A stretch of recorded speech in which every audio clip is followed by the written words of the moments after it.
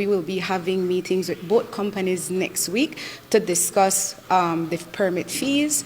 What are the conditions that they'll be adhering to? For example, they will not be allowed to pick up local commuters. Yeah. They can only move with ticketed passengers to their final destination, and we will be collaborating with the police department and have heightened enforcement with our wardens to ensure that there is full compliance of these conditions. And if they contravene any of the conditions outlined in their permit will be subject to cancellation, or they might incur a fine. Their bus permit or their runs will not in any way affect the local bus schedule, because they are scheduled to work at night. Yes.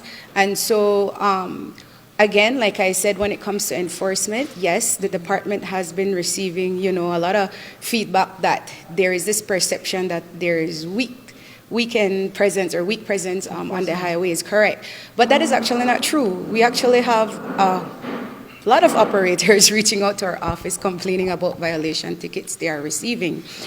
Of course, I have to highlight that we have 48 wardens in our department responsible for patrolling our national highways. Basically, international road service permits, yes, they will have to pay per day. So there is a fee for the permit per day per run. How feasible is that?